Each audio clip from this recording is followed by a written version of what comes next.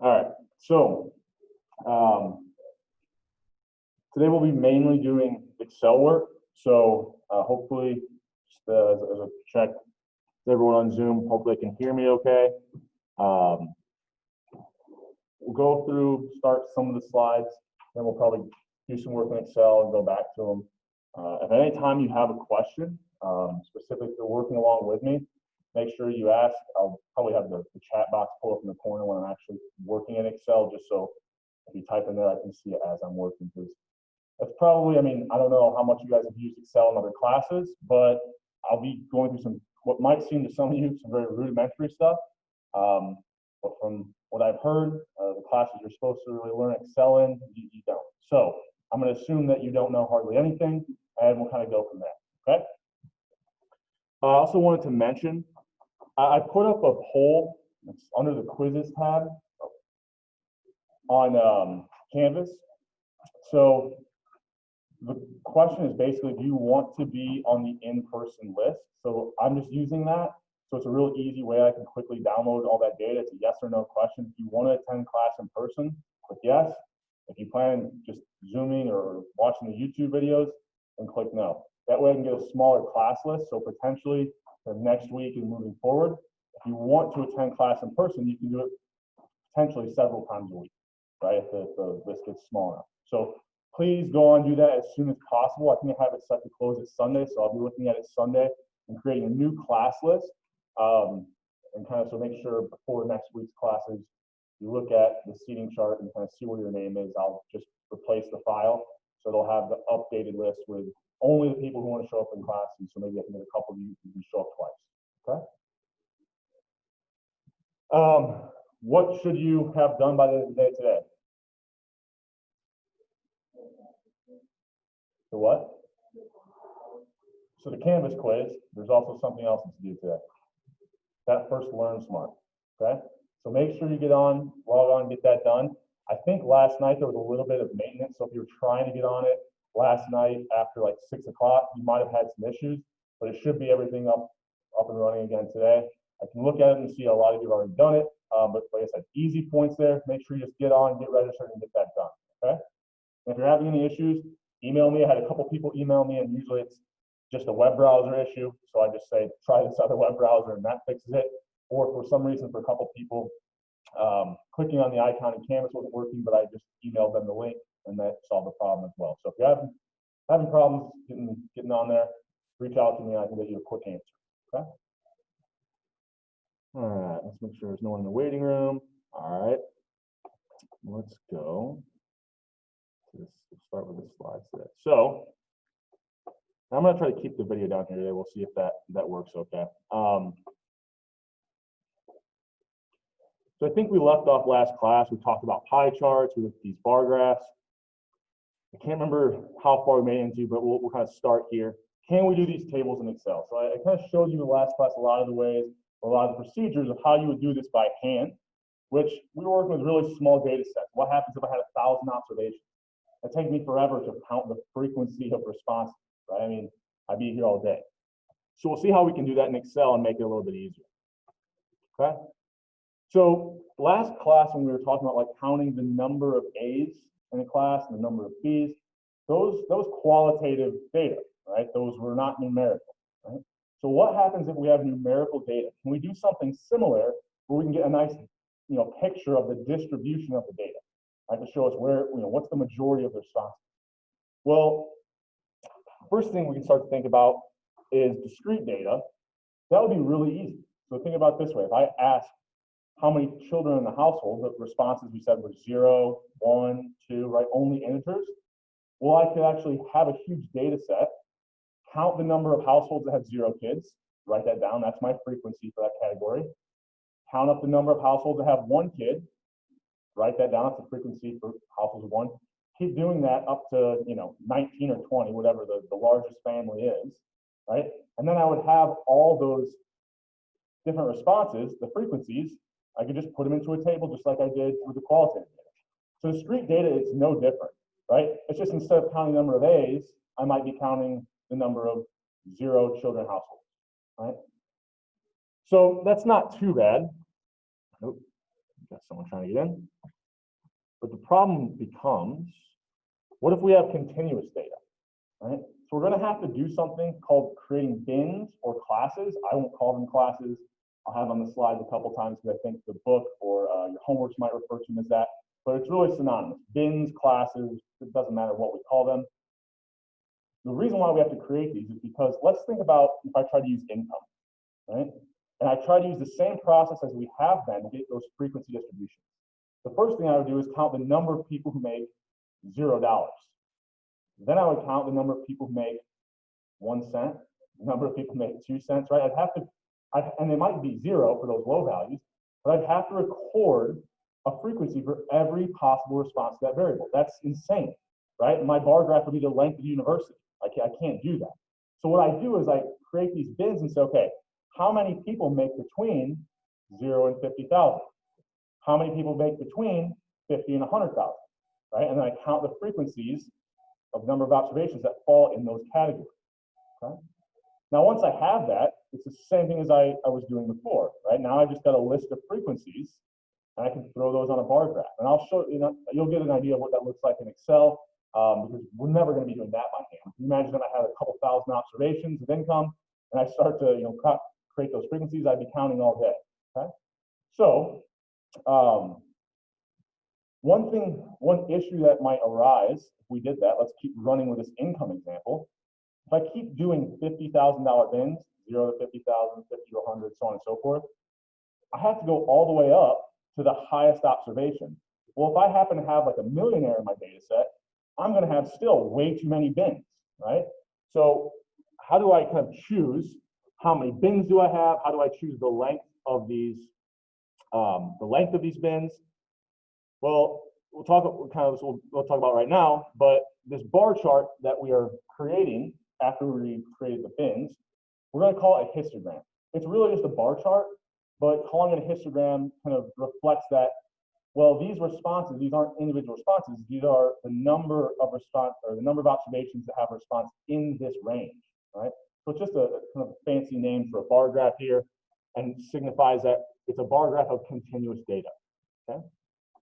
So usually the number of classes we choose, just as a rule of thumb, there's no hard and fast rule, and in any homework assignment or something like that, I'll tell you the number of bins, right? In fact, in that first Excel assignment, I'm giving you what the bin range should be. You won't have to calculate that yourself.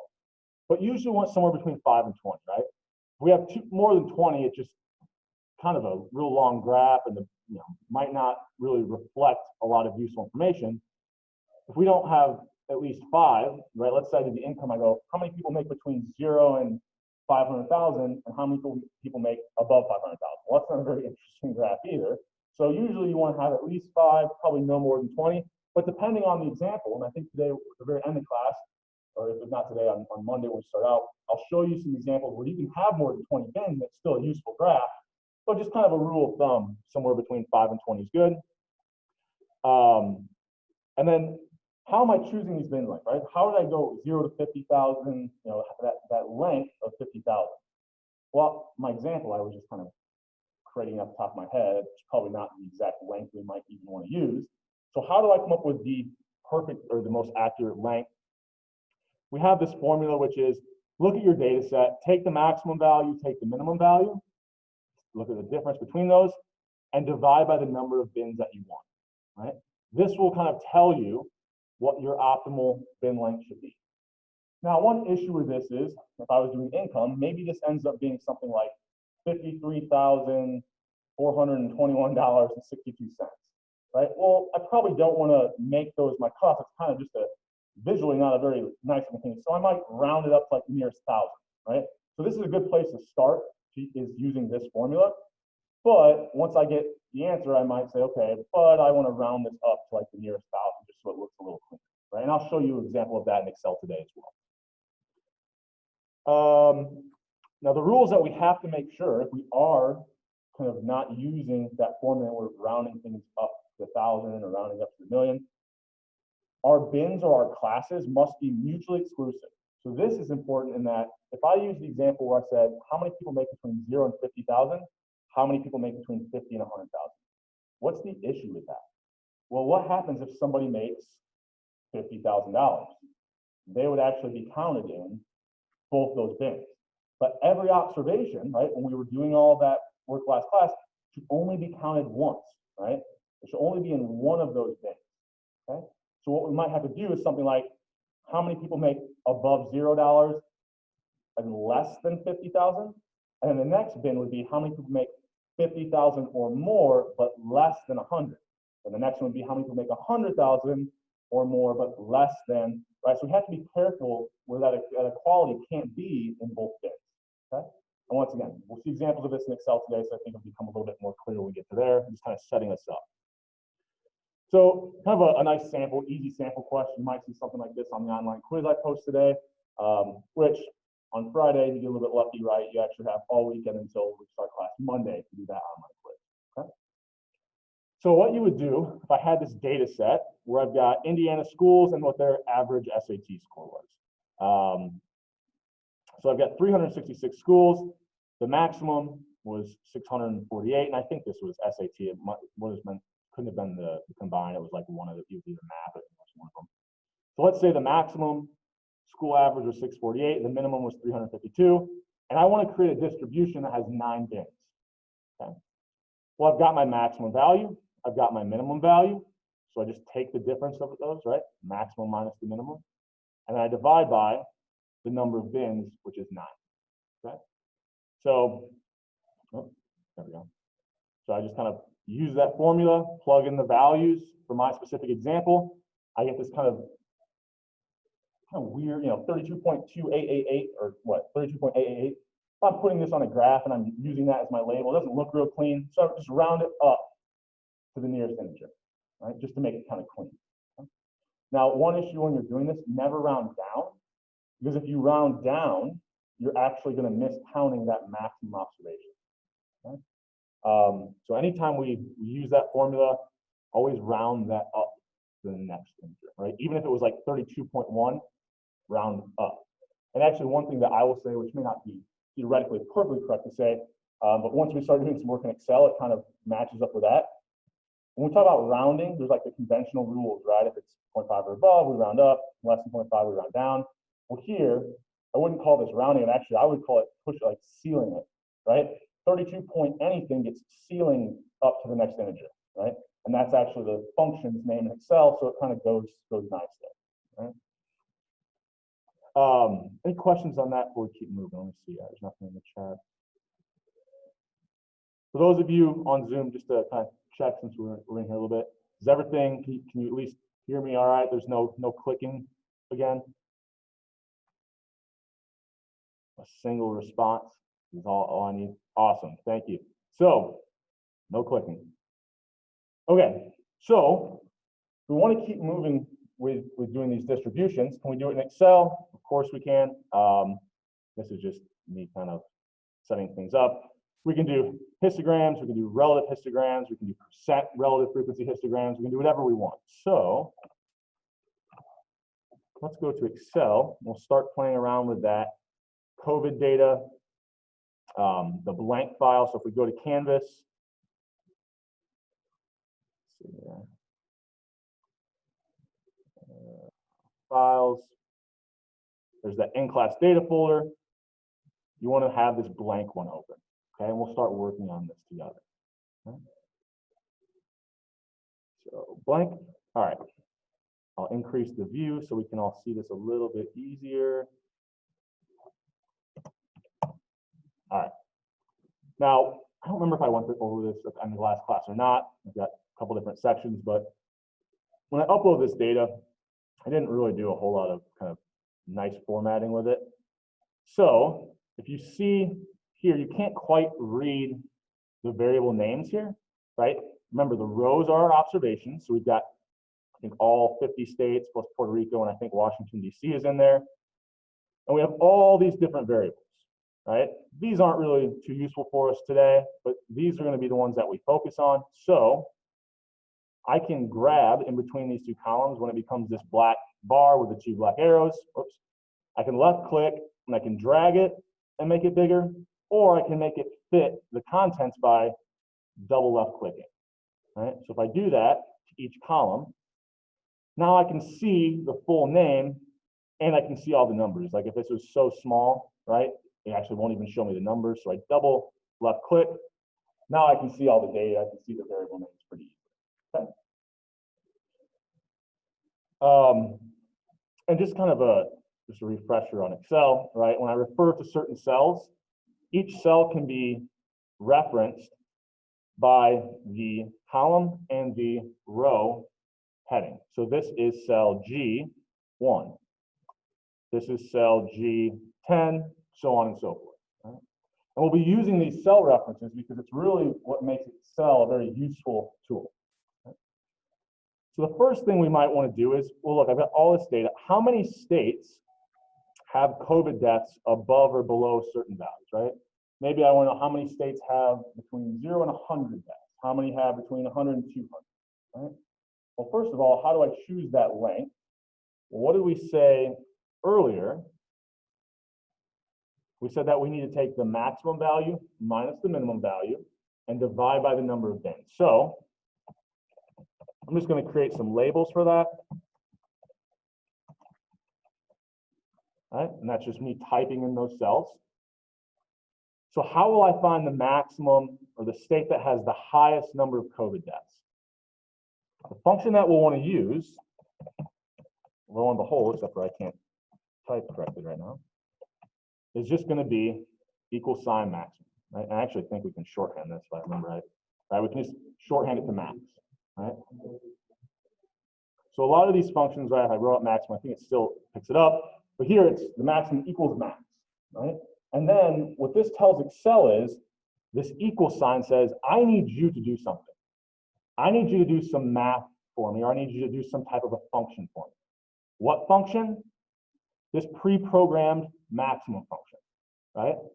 Well, what am I going to find the maximum of? Well, here I'm supposed to select the numbers that I want to find the maximum of, but where are the numbers? They're right here. It's this variable, right? So I would select, right, all of my observations, scroll back up, and that says, okay, look from G2 all the way down to G53, and then use that maximum function to return to me what the highest value is. That's what Excel is doing. Okay? Now, I want to close that parenthesis. If I hit enter, it'll usually give me a little prompt and it'll do it for me, but kind of good practice is just start closing it ourselves. Now, I selected that all by hand. That was kind of a pain, especially, I mean, I only have like 52 observations here. What if I had 52,000? Well, nice shortcut that we can use. So I'm just going to delete this real quick to show you the shortcut. I could click on that very first observation, hold Control and Shift, and then hit my little down arrow, and it goes all the way to the very last observation in the data set. So that makes it a lot easier when we're dealing with big data sets to use that shortcut instead of just selecting it with my mouse. If you're on a Mac, it's not Control Shift, it's actually Command Shift, and then hit the down arrow. So a lot of the times when I'm giving you these shortcuts or telling you how to do something in Excel, and I tell you to use Control, if you're on a Mac, almost always replace that with Command. Okay? So Control Shift down arrow, or on a Mac, Command Shift down arrow. Okay? Now we'll hit Enter, and it returns to us that maximum value. And one nice way I could actually have them alphabetically here, but if I was to use this filter, right? And did I tell you guys how to use the filter last class? No. Okay. So a lot of times when I give you a data set, it won't already have the filter on. I had it on this one ahead of time. So I'll show you how to do it.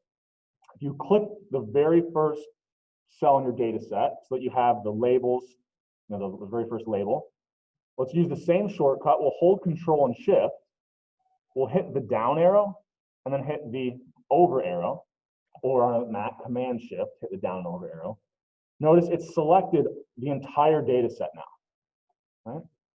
I then go to this data tab and see the filter options already turned on right now. But originally, when I had the original file, before I got it ready for class, it just looked like this. I then hit the filter button, and now I've got these little arrows that show up for each variable that allow me to filter the data. Okay? Now, this filter tool, when I start to play around with the filter, it now makes sure that the observations all move, all the variables for that observation move at the same time, right? So for instance, if I go here and say, I want you, and I just click on that little arrow right there, sort these COVID-19 deaths from largest to smallest. What that's going to do is show the states with the largest number of deaths at the top and sort them all the way down to the bottom. Okay, you have a question? Oh, okay. And sure enough, it verifies that maximum function in Excel is doing what we want. Right? So if I want to find the minimum, that's just equals min. That's easy enough. Once again, I want to select all my data, so I go over here, Control Shift or Command Shift on a Mac, and then hit my down arrow. Hit Enter. And now I've got my minimum and maximum, right? So it looks like what? New Jersey, New York, California have the highest number of deaths. Alaska's holding strong. I think this data went through the end of July. Okay. Any questions on anything we've done in Excel so far? It shouldn't be too bad. Let's make sure there's nothing in the chat here. Okay. So I'm actually going to minimize this and try to keep this chat open down here. So what if I, now I have to decide how many bins do I want? And just so I make sure this lines up with the complete file, because I wouldn't remember this off the top of my head. Let's go over here. We're dealing with that state level data. I think I chose 6 here. Okay. So let's say we want 6 bins, right? The next thing I might want to do, actually, I'm going to get rid of the Smith, and I'm going to just keep going over so I don't have all those variables I don't need right now. So maybe I say, well, I don't really know what my, I don't want to call this class length. I don't know what my bin length should be, but I know that I have a formula that gives me a pretty good start, right? So I go over here and I say, well, the formula is going to be take my maximum, subtract my minimum, and then divide by the number of bins. That was that formula that we talked about. So take my maximum, right? I start with the equal sign. I'm telling Excel I need you to do some math for me. And all I did was click on the cell that had the maximum in it. So now it's using a cell reference. It's saying take whatever value is in L1 and use that numerical value in this math equation. And the reason why I think this is a lot easier than using a calculator is because in a calculator, it's very easy to make mistakes typing in, 14,037 minus 19. Maybe I accidentally hit another, another number in there. Here, I'm literally just clicking on the numbers that I want. I'm not even having to type them in. I just click on the numbers I want on the screen, right? So I'll take that maximum, I'll subtract the minimum, and then I'll divide by the number of bins. So what's going to be the issue with the equation that I just put in there? Something's wrong with it. Yeah. Yeah, so just like with a calculator, you have to remember order of operations in Excel. And a lot of the times, if you forget to put some parentheses around something, it's going to do not what you want, right? So what we really wanted was we first wanted to find the difference between the maximum and the minimum. So we'll put that in parentheses. And then whatever that difference is, we want to divide it by the number of bins, right? So parentheses in Excel start to become your friend when you're trying to enter formulas in, right? Because it really makes sure you're doing the correct order of operations. And probably just helps you for when you're doing on a calculator as well, right? Those skills will hopefully translate. So this will tell us kind of our optimal bin length. It's not a nice, not a real clean number. So I think, let's see, did I round it? Yeah. So we could just round this up to like 2,337, right? But that's still kind of a weird number. So I just thought, well, what's kind of a nice clean number?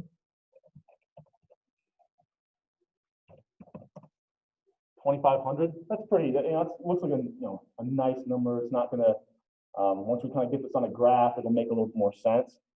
So here you can find the optimal bin length, but maybe the one I actually want to use is this, right?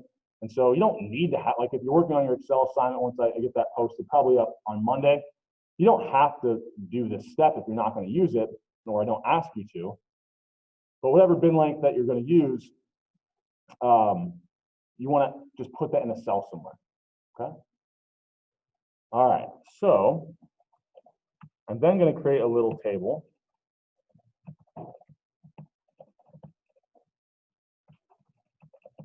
I'm just typing these words in here. So we've got the bins, maximum of bin, minimum of bin, and then the frequency for that bin. So these two columns will make sense here in just a second.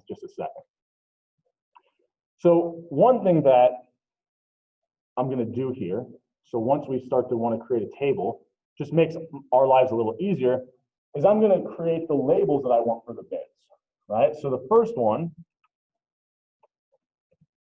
will be 0, oops, it's wrong mouse, 0 to 2,500.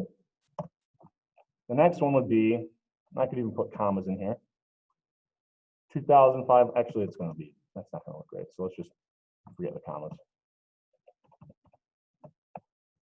The next bin would be 2,500 to 5,000.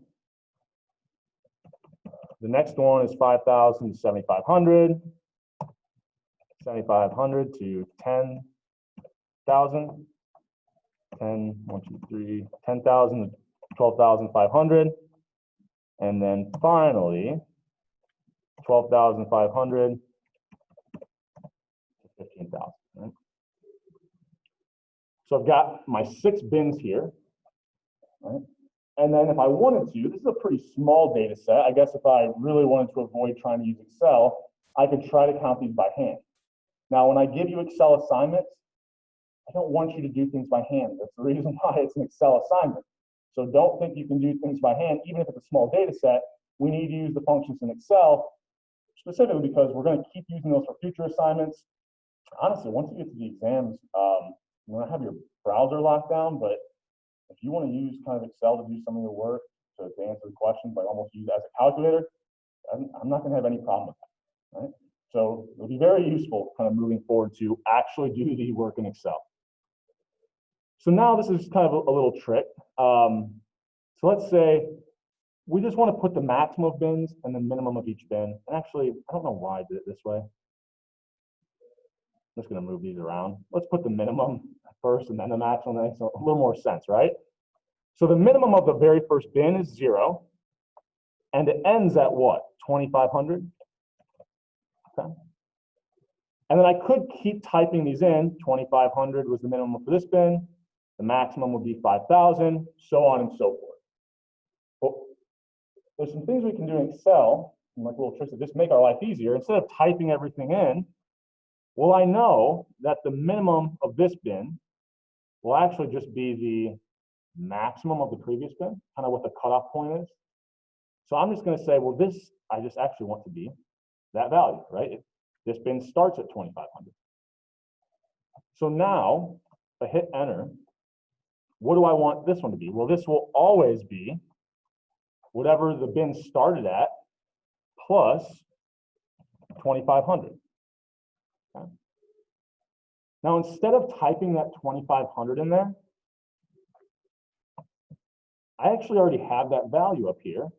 So I'm just going to click up there. Okay. I could just leave the 2,500, but I'm showing this because I'm going to show you a couple other things along the way. So I've got the minimum of that bin, and now it'll show me, oh yeah, the maximum should be 5,000. Now, if I want to keep doing this, right, because here, well, the minimum of this bin is actually the maximum of the previous bin, right? So I could keep doing this all the way down, or I could actually click this cell that has that equal cell reference in there. Actually, I'll double click and see that there. Right? And there's like, if I go to the bottom right-hand corner, see how my mouse turns into like this kind of bold plus sign? If I left click and drag this down, it's going to copy that cell all the way down to wherever I stop. So if I copy it down, it'll actually notice down here, well, now this is not equal to M9, but it's equal to M11. So anytime I copy a cell down, what Excel will do is say, okay, look, the cell reference here was M9, right? But if I copy this down one cell, it's going to update that cell reference by one row. I copied it down one row, it'll update 9 to 10. When I copy it down 2 rows, it updated 9 to 11. 3 rows, 9 to 12, right? So anytime I copy a cell reference, Excel will automatically update the cell reference wherever you copy it, however many rows you move it down. Not only that, I'm just going to show you this to prove a point, so don't do what I'm doing right now. But if I take this one, which is M13, and I copy it over, what should the cell reference become? If when I move down a row, it updated the row, when I move it over a column, it'll update the column. So now instead of M13, it's N13. Okay? So that's kind of the rules of copying cell references in Excel. Now these are showing up as zeros because I haven't completed the maximum of the bin category. Well, this was always take the minimum and add 2,500 to it. Okay, so sure, I should be able to just copy this down, right? And then it should update everything. Uh-oh, I've got some issues. So what did I do that didn't work there? Well, if you notice, the original cell had L10 plus L6. When I copy this down, everything's going to go down one row. Each reference updates down one row. So the next one should be take L11 and add to it L7. But there's nothing in L7, right? And then if I go down one more, it'll update L6 to L8. And now I'm trying to add a word, right? So what I really want to do is when I copy this down, I want this cell reference, right, to keep updating to the next minimum value. But I want to keep using that same bin length. So what we can do in Excel, if we don't want the cell reference to change when we copy it down, we actually just put dollar signs in front of the row and the column reference, right? So when I put dollar signs around the cell reference or in front of the column and row heading, now when I copy this down, it'll stay L6. It won't update it anymore. We call this freezing the cell reference, okay? So now when I copy this down, instead of using L10 and adding L6, it'll use L11 and add L6, okay? So let's see if I copy this down. Now notice the minimum and maximum I bin reflect those labels that I created. Now I could, if I really wanted to, go ahead and type all those numbers in, and I don't have to do all of what I just did, but the real nice kind of usefulness of this is, if I ever wanted to go back, actually this one I'll change here. I'll actually start out there. If I ever want to go back and say change this to like, I don't know, let's say 2,400. Well, now it's using that cell reference, so it automatically updates what the minimum and maximum of my bins should be. Right? So it automatically updates because I was using those cell references. So anytime I change things in that cell, it uses the new value. Okay, so we'll go back though to that 2,500. All right, so at this point I'm going to stop. Is there anything you want to see again? I can click on a cell, show you the formula. Want me to kind of go over again? I know I just kind of threw a lot at you right there. Any questions? You sure? All right, I mean, I would have questions about it. But really what a lot of what I was just doing there was we're setting up, eventually being able to do a histogram, but I also want to kind of just give you a good look at what happens to cell references when you use them. Anytime you copy them, they update unless you put those dollar signs in front of them, right? And that'll be really useful for some of the stuff we want to do. So now, okay, why did I do all this? Remember, when we originally started out, we wanted frequency, right? So I want the number of COVID states that have COVID deaths between 0 and 2,500. Now here I have to make a decision. Let's see, I think I didn't put it in here, so I'll tell you about one right now. Right, we already talked about this issue of, well, I can't really have 2,500 here. That is the point where it starts and stops the next bin, but I can't have the equality on both of them, right? So I'm going to make the decision to say, okay, for this first one, I want to know, I want to count the number of observations that have COVID deaths that are 0 up to and including 25,000.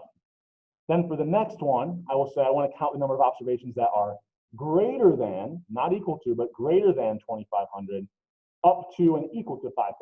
And I'll kind of continue with that all the way down. So how do I do that? How do I get Excel to do that for me? Because I could go through and try to count these by hand. There's only 52 observations, but if I had a lot, let's say instead of state level data, I had county level data here. I definitely don't want to do that by hand, right? So there's a formula in Excel called a count ifs. Did I miss the F? I sure did. Count ifs formula. Right? So what this count ifs formula is going to do is it's going to say, okay, I want to count the number of observations if it meets these different statements. Okay? So what are the two statements we want to make here? Well, first of all, it needs to know what's your range of data that you want me to go through and count. Well, here for us, it's this variable COVID-19 deaths. So once again, I can select it with my mouse, drag all the way down, or I can use that shortcut, Control Shift or Command Shift down arrow. It'll select that range of data for me. And I'm going to move the chat box here for a second. Actually, I'll minimize it since we're not getting questions. I can kind of see the top here. So I've selected the range that I want Excel to look through. Now, in the other formulas that we looked at, there was only one thing I had to tell it. Well, here, it needs to know what am I looking through, and then what is the first statement you want to make sure the observation fits, right, or the first kind of criteria. So whenever we have to put multiple things into a function in Excel, we have to separate them with commas. So I select the range of data, I put a comma, and now I put that first criteria. So the first thing that I want to check, is the observation greater than 0, right? So what I'll do is I'll say, okay, I want to go through this range of data and count it if it's greater than 0. Actually, here, I'll tell you why I'm doing this in a second. So I could just put this greater than 0. So anytime we put this greater than sign in the count ifs, we have to put it in quotation marks, right? So anytime you want to use greater than, less than, equal to, you have to put in quotation marks in this function. So that's just part of the Excel syntax, so to speak. I can just put 0 here, but when I go down to the next line, I don't have to type this in again. And if I copy this down, instead of using this, it would use this one if I'm using cell references. So instead of 0, I'm going to select, first of all, I'm going to put an and sign, and then I'm going to select the cell, right, that has that 0 in it. Right? Now, why am I using the and sign? Once again, it's just an Excel syntax thing. If I'm using a cell reference there, I need to throw an and sign in front of it. Okay? So quotation marks around your greater than, less than, or equal to sign, and sign in front of the cell reference where that value is that you want to use, right? So it says, go through the data, check to see, is it greater than the value in L9, or is it greater than 0? But not only that, I have a second thing I need to check. So I first say, go through, make sure the observation is greater than 0, but then I need you to go through that same range of data again. So instead of selecting it here, because I can already see what that cell range is, I can actually also just type that exact same thing, right? G2 through G53. And that, I guess when I say through, right, that's our kind of colon there, or yeah, our colon there. I could select it again if I wanted to. Either way, that's fine. If you want to select it or just type it in. I just type it in because when I have larger data sets, if you select it, it takes you to the bottom. You have to scroll back up, especially on a laptop. That's really annoying. So I just typed it in again since we know what the range of data is. And now we want to say, well, we already checked to make sure that it's greater than 0, but now we need to make sure it's also less than or equal to 2,500. So I'll use my quotation marks again. I want to know, is it less than or equal to? And the way you type this in Excel is just like we say, less than or equal to. So I put a less than sign and then an equal to sign. That's telling Excel, count if it's less than or equal to 2,500. Okay? And now I have to use my and sign because I want to count it if it's less than or equal to the maximum value of that bin, which is that 2,500. Now, the reason I set it up this way is because now when I copy it down, my cell references of L9 and M9 will become L10 and M10, which is the criteria I want to use for the next bin. Right? Yeah, right. You're getting ahead. You're seeing the problem, right? We want these to update, but what don't we want to update? The range of the data that we're looking through, right? So we want these to update, so we won't put any dollar signs in front of those. But if I copy this down here, I can even show you. It looks like it's working, but the problem is, okay, yeah, it's using the new minimum maximum value, but I start now at G3, which is missing the first observation, right? And then the next one will be missing the first two observations, right? So we have to go back to that first time we typed it in and say, well, look, when I copy this down, I don't want that range of data that I selected to update at all. I don't want that cell reference to update. Now, I just went ahead and put dollar signs in front of there, but there's a nice shortcut. I'm gonna forget what it is on a map. No, I'm not. If you select what you want to put dollar signs around, you can hit F4. If you have like a Lenovo, sometimes there's an FN key, usually in the bottom left-hand corner. You might have to hold that FN key and press F4. But notice when I do that, it throws dollar signs around that automatically, right, which is really nice, especially if I want to put a lot of dollar signs in there. Now, if you're on a Mac, I believe it's the same thing. You select it and hit Command T. Anyone want to verify the work? It is that? Okay. So if you don't have an FN key on your laptop, you just have to hit F4. If you do have one, hold FN and hit F4. Yep. And that's not just Lenovo's. There's other laptops that have an FN key too that you have to do that for. But yeah, the Mac is Command T, and I try to remember all the Mac commands, but I don't use one. So occasionally we might do some Googling if I do forget. So now we've got those frozen. So now when we update it, we copy this down, right? And the copy, right? I'm just grabbing it in the lower right-hand corner, left clicking and dragging. Now notice, oh yeah, there was some observations before that we were missing. So once I go all the way down here, it's using the correct minimum maximum for the last bin, and it's still using the entire range of data, okay? And here, let me go over here so we can see this online. So are there any questions at this point? Those of you following along. Is this making some sense? You've seen a couple nodding heads, hopefully all nodding heads. Let me make sure there's nothing in the chat here. Okay. So that's how we'll set this up. So now we're at a point where I can start to create a frequency distribution because I have my frequencies and I have my labels over here. So what I'll do is I'm just going to select these first. That tells it Excel, these are going to be my labels. I'll hold Control. I think on Macs it might be hold Command. It might actually be hold Control on a Mac as well. And then as I'm holding Control, I select the frequencies as well. So now kind of notice I have my labels selected and my frequencies selected as well. I then go up here. There should be an Insert tab at the top. And I've got all these different table options right here, okay? Or charts, I guess I should say. So go up here. There's an insert column or bar chart.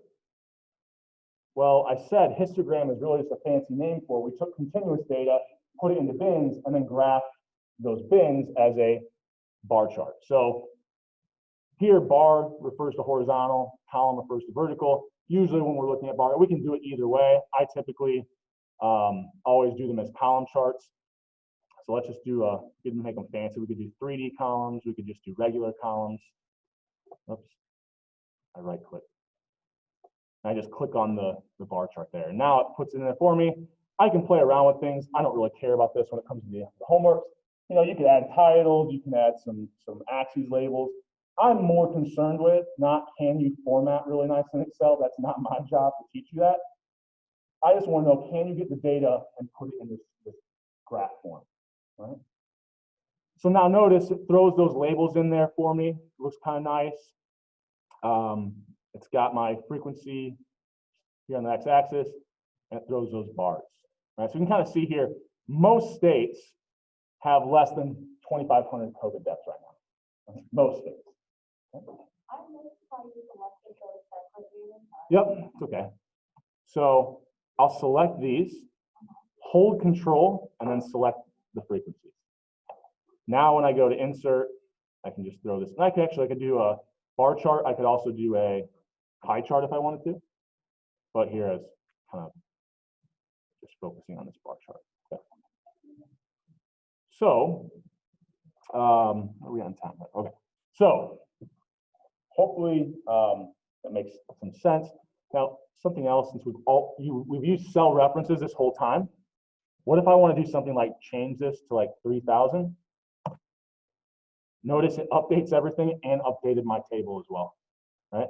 So if I want to play around with the bin length, it won't update my labels here, which is kind of annoying. Probably past this class to kind of start to do some text stuff, but here at least it's updating that frequency distribution for me when if I do want to go back and change kind of the length of my bins there, okay? Any questions at this point? It's kind of a crash course kind of day in Excel. Definitely do more work with this data set on Monday in Excel.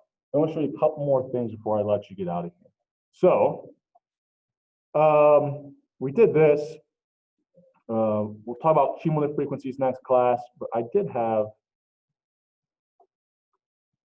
here, exit this. We'll go to, there we go.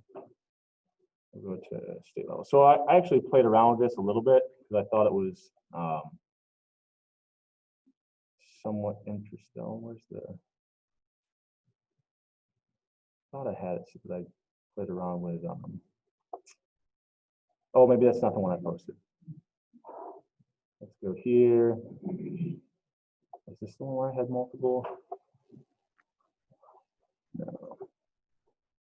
Well, maybe I'll wait for Monday and we'll see here in just a second if I have it on this file.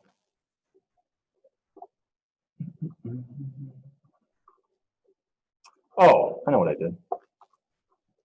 So if you go on the slides, everything we just did, there's kind of things that match it right here. Like here's our frequency table. Here's some reminders of like what we were actually doing. So there's slides that go along with what we just did in Excel that I think probably following along is a lot more useful. I think what I did, and I apparently don't have the file on me, so we'll wait until Monday on it, was we can take a look at, what did we just do? Everything we did here, we could actually also do it for pneumonia deaths, right? And actually, if we play around with kind of the pneumonia deaths and COVID-19 death data, what you'll actually see is that the bar graphs actually look very similar, especially like if we look at some of these state totals. There's kind of some interesting, they're not really that far off. So we'll play around with that a little bit. I have some more death data there as well. Let me stop the share. So we'll play around with that a little bit more on Monday. We'll keep doing a little bit more Excel work through the end of these slides. I'll post up week 2 slides prior to next week. Obviously, we didn't get through all of them this week. A lot of times I put some in there and I know we might not get to them, but just in case. So I'll put up the next week's slides probably on Sunday, and then we'll start with Excel Monday, and then kind of go back and start to talk through, introduce the next topic, which is calculating things like means, variances, and we'll start work on that next week and also see how we do some of that in Excel. So I'll actually post another Learn Smart up there on Canvas today. I want you to try to just get on and get through that before Wednesday's class. So a little bit shorter, but I mean, those are pretty easy. It's just a matter of getting on and getting it done. So we have an idea about what we're going to go over in the next chapter, which will start probably on Monday, and really dive into on Wednesday. Okay? Any questions before I let you guys get out of here? Okay. All right. I will also post another class seating chart this weekend once I look at those responses on Canvas. So to make sure you have the correct assigned days. Hopefully, from next week on out, it shouldn't change any. But within this first week, I know some people don't want to show up in class, and so I want to kind of try to get you in here as often as possible if you do want to be here in person. Okay. All right. I will leave Zoom up a little while.